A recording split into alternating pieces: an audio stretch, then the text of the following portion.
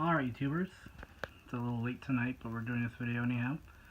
This is a old antique Westinghouse. I think these are known as like Westinghouse Deluxe. Let's see, go up here.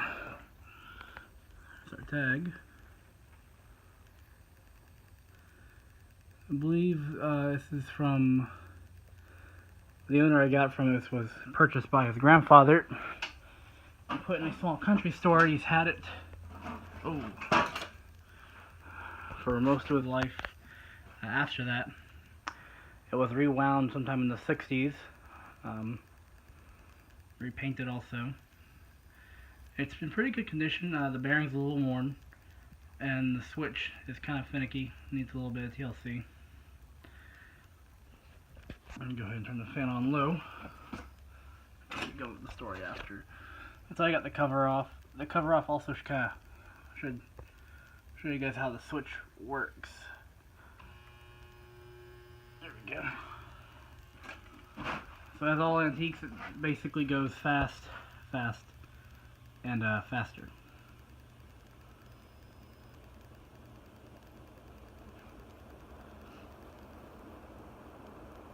There's the low speed.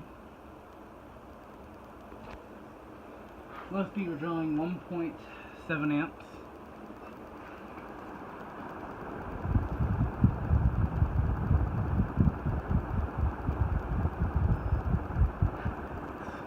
Very fast low speed, as is normal for any antique. Now let's go ahead and go. Come on, there it goes. To medium speed.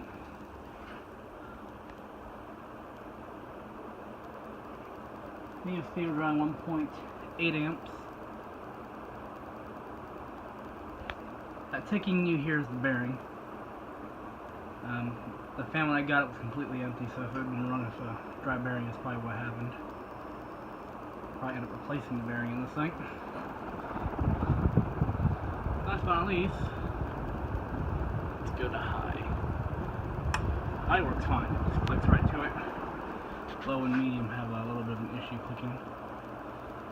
High speed, as you see, this thing flies. It's a little unbalanced. It's definitely better than it was when I got it. Need some serious balancing. High, we're drawing 2.1 amps. Once again, it's probably with the rewound motor. I think it's rated for 1.7, so it's definitely over that. Like I said, it's got new windings. Who knows how many times they wound it.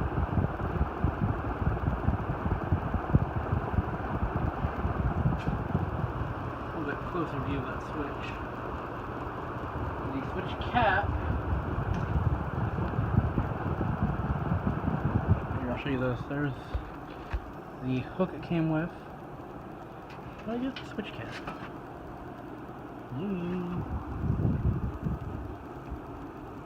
Well, I had the switch cap, and I'm sure I'll turn up. It's somewhere around here. Yeah, it's a very good runner. I ended up paying, I think, $140 for it, which isn't bad for an antique. It's been pretty well taken care of.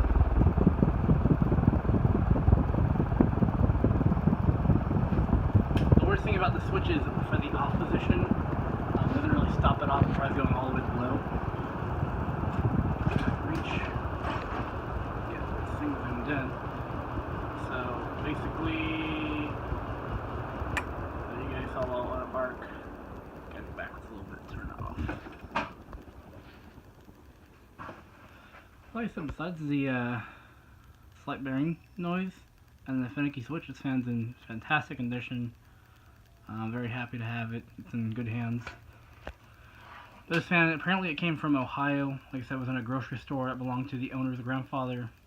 So, and he just had nowhere to keep this fan, which really sucks because, I mean, I get it, you're giving it away because there's nowhere to have it, but it's kind of, family heirloom now because you've had it so long through your family, but it is what it is. At least it's in good hands. I'll probably put this to the side for right now. I'll probably get to it later on. I mean, honestly, all it needs is a bearing and some switch work. I probably won't update this video for that. Pretty simple stuff. I might run it overnight and see if that helps the bearing. But we'll see what happens. Thanks for watching, guys.